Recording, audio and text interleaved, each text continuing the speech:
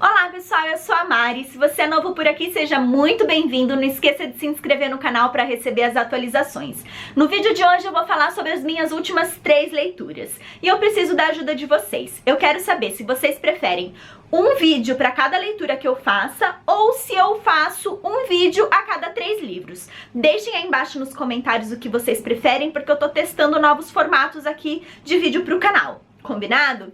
O primeiro livro que eu vou falar é A Cor Púrpura, da Alice Walker. Esse livro eu peguei ele de graça no site da Amazon pro meu Kindle e eu sempre compartilho essas promoções no Facebook e agora o canal tem uma página lá no Facebook, então se você não curtiu, vai lá e curta pra ficar de olho nessas promoções que eu compartilho por lá. Esse livro eu li durante um voo diurno, onde eu não podia dormir e eu já tinha assistido alguns filmes e ainda faltavam muitas horas de voo e eu comecei a ler um livro, não deu certo, aí eu comecei a ler alguns contos, também não me prendeu, até que eu cheguei em A Cor Púrpura e eu fui completamente arrebatada. Eu só parei a leitura no final, que assim, faltava 5 minutos pro avião pousar no local. Esse livro foi lançado em 1982 nos Estados Unidos e em 1983 ele ganhou o prêmio Pulitzer. Ele é um romance epistolar, ou seja, são cartas que vão contar essa história. E a história da Sally. Ela é uma menina negra, uma garota negra, que é uma das irmãs mais velhas. Ela é órfã de mãe e o seu pai usa ela como empregada doméstica e babá, entre outras coisas. A Sally, ela tem uma irmã mais nova, que é a Nettie, que é a garota mais bonita da redondeza, né, do lugar ali onde eles moram. E aí um senhor pede pra casar com a Nettie. Só que o pai delas fala, não, a Nettie é muito nova, não vai casar, a Sally é mais velha, se quiser casa com a Sally. Aí o senhor diz que não, a Sally é muito feia, não quero casar com a Sally. O pai dela argumenta dizendo que, né, ele é um viúvo, ele tem filhos e que a Sally vai cuidar dos filhos dele, da casa dele e vai servir ele muito bem, porque a Sally é uma garota muito obediente. Então a Sally entra nesse casamento arranjado e tanto que muitas vezes ela se refere a esse marido dela como senhor. Então ela não é, digamos, uma esposa apenas, né? Ela não tem nenhum tipo de igualdade com o marido dela ali. Esse livro ele trata de temas muito pesados. Racismo, abuso sexual, abuso físico, abuso psicológico, a emancipação feminina. Então assim, é um livro incrível que ele foi lançado lá em 82, mas ele continua com temas muito atuais. Então a Sally, ela começa a escrever cartas para Deus, contando o que acontece ali na vida dela. E ela é uma garota muito simples, ingênua, ela vai aprendendo, ela vai amadurecendo conforme ela vai vivendo. Mas essa inocência e essa forma simples dela são transpassadas nessas cartas. Então a linguagem não é uma linguagem formal. Tá escrito da forma como a Sally fala e foi traduzido da mesma forma. Então assim, não é o senhor, é o senhor. Então assim, ela não conjuga os verbos. Mas eu achei isso muito interessante. Algumas pessoas acham isso cansativo, mas eu achei que isso me ajudou a entender melhor a Sally, a realmente ver o mundo com os olhos dela. Bom, o senhor, na verdade, ele é apaixonado pela Shung Avery, que é uma mulher negra, cantora, independente, desbocada, que fala e age como um homem, o que era um escândalo para aquela época. No começo tem um confronto com a Sally, mas as duas acabam se apaixonando uma pela outra, pelo estilo de vida, pela forma como elas vivem, pela personalidade de cada uma. E ali elas vão criando assim essa admiração mútua. É uma amizade muito bonita. Esse livro fala bastante sobre racismo, principalmente contra mulheres. Apesar da gente começar com a Sally sendo aquela inocente que faz tudo o que mandam, que não questiona as coisas, não questiona a vida dela, ela vai vivendo, as coisas são assim, eu vou apanhar, tenho que apanhar, eu fico quieta. Só que ela vai crescendo e ela vai amadurecendo e ela vai aprendendo com outras mulheres que são fortes com outras mulheres que são, não diria agressivas, mas outras mulheres que são mais corajosas. E ela aprende isso. Em determinado momento a gente tem a visão da Nettie, que ela escreve algumas cartas para Sally e ela tá com a família dela na África. Então tem essa visão da África, e aí a gente tem o racismo tratado de formas diferentes, bem como o preconceito. Então a gente tem de branco para negro, de homem para mulher, de negro para negro. Então a abordagem da autora aí, ela é bem global. Eu também li O Caminho Estreito para os Confins do Norte, do autor Richard Flanagan. Esse livro ganhou o Man Booker Prize de 2014. Eu confesso que eu tive muita dificuldade no começo dessa leitura, até pelo menos uns 20% de leitura. Por quê? A linha do tempo, ela é fragmentada. Nós temos 3 tempos, 3 momentos. O passado antes da guerra, o passado na guerra e o presente. O autor, ele faz essa transição de forma muito sutil. Então, no começo, eu não conseguia identificar direito em que momento do tempo eu estava. E eu precisava voltar e reler o parágrafo anterior para saber se era antes da guerra, na guerra ou no presente. Então, esse começo de leitura, até eu me ajustar a esse estilo narrativo do autor, foi um pouquinho difícil, confesso. Foi, mas nem por isso o livro é ruim. Eu não quero dizer, gente, quando eu falo sobre fluidez e velocidade de leitura, eu não quero dizer que um livro só é bom se ele é rápido de se ler, se acontecem muitas coisas. Não! O que eu quero dizer apenas é que eu demoro um pouco mais para entrar ali dentro daquele mundo.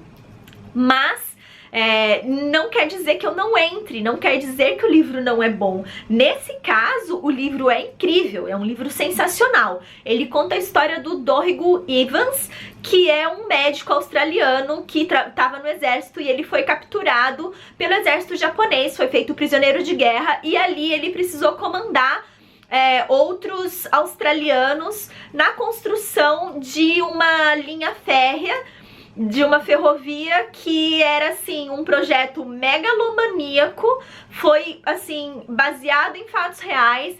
O pai do autor foi um prisioneiro de guerra, ele trabalhou nessa ferrovia, se eu não me engano chamavam de Ferrovia da Morte, e a mando do Império Japonês, né? O imperador japonês falou: vamos criar sim essa rodovia, vamos te dar 3 meses, 2 meses, 1 mês, a cada tempo que passava, né? Cada semana que passava, esse prazo diminuía, a mão de obra diminuía, o material diminuía, e assim, foi um verdadeiro caos. E o Dorrigo Evans, ele vai narrar esse momento da vida dele, como ele se apaixonou por uma mulher que era a esposa do seu tio, né? Ele se apaixonou por essa mulher antes de ir pra guerra. Ele vai narrar os horrores da guerra e assim, estejam preparados, porque a narrativa, ela é dura, ela é crua e ela conta em detalhes os horrores até escatológicos dali. Porque eles estavam vivendo em condições de miséria, num país tropical, sujeito a vários tipos de doenças. Então assim, malária, diarreia, e eles não tinham medicação, eles não tinham nem alimentação suficiente. Então, além de tudo, eles estavam ali sob o domínio dos japoneses, e no exército japonês é muito comum os castigos físicos. Então, além de toda essa situação de miséria, eles apanhavam, e apanhavam muito, todos os dias. Então, assim, os relatos desse período da guerra é muito difícil. São momentos que você precisa parar, respirar, beber um copo d'água para depois voltar. No presente, o Dorrigo, ele já tá mais velho, né? Então, assim, ele é um sobrevivente de guerra, ele é considerado um grande herói, mas ele não se acha isso. E vai ter a publicação ali de algumas imagens que foi feito por um colega dele na época que eles estavam trabalhando lá nessa Ferrovia da Morte, e ele precisa fazer o prefácio, ele precisa, né, vai escrever alguma coisa ali, e ele começa a relembrar e pensar onde que estão hoje, né, essas pessoas que estavam com ele lá. E uma coisa que é muito bem tratada nesse livro é o maniqueísmo. Então, assim, nenhuma pessoa é completamente boa, nenhuma pessoa é completamente má. Tem um personagem que no começo você simplesmente odeia. E depois lá no final você vai sentir pena dele. E o personagem que você ama no começo, que é super o mocinho da história, no final você vai falar, ele não era tão bonzinho assim. Então, essa forma de dualidade, essa forma como a dualidade do ser humano é tratada no livro, ela é apenas sensacional. Eu indico essa leitura, mas eu acho que não é todo mundo que vai gostar. Principalmente pelo estilo narrativo, que exige aí um pouquinho mais de engajamento, principalmente no começo da leitura. E o último livro é O Rei de Havana, do Pedro Juan Gutiérrez. Esse livro ele estava esgotado há muito tempo, e aí o Grupo Companhia das Letras relançou. Eu fiquei muito feliz, é o meu primeiro contato com o autor e já me recomendaram demais. Eu preciso confessar para vocês que no começo da leitura eu fiquei um tanto chocada, ao mesmo tempo que eu fui arrastada para dentro dessa história. Eu li ela, é um livro relativamente curto, então eu li ele muito rápido, a narrativa é muito fluida e o autor ele relata tudo com muita naturalidade. E eu acho que essa naturalidade perante a assuntos como sexo, sujeira, fome, foi essa naturalidade que acabou me chocando um pouco. A decadência e o humor negro estão presentes a todo momento nessa narrativa. Bom, então o livro vai contar a história do rei. Ele é um garoto que mora com o irmão mais velho, a mãe, que é uma histérica, e a avó, que praticamente não faz nada. Ela é uma senhorinha bem idosa, que só fica ali sentadinha, come, fala, acho que ela nem fala, ela é praticamente catatônica mesmo. E aí um dia o irmão discute com a mãe, acaba ocorrendo ali 3 mortes, o rei fica estarrecido com tudo aquilo que aconteceu. Quando a polícia chega, ele não sabe explicar, ele não consegue falar o que aconteceu e ele acaba sendo condenado, então, por essas mortes, e ele vai parar ali num local de adolescentes infratores. Bom, com 16 anos mais ou menos ele sai de lá e ele já tá muito endurecido pela vida, porque ele aprendeu que é preciso ser muito forte para conseguir sobreviver à prisão. Ele não tem nada, então assim, ele vive numa miséria, e ali ele vai encontrando algumas mulheres que chegam na vida dele. O livro tem muito sexo, então assim, pegue esse livro sabendo que você vai encontrar muitas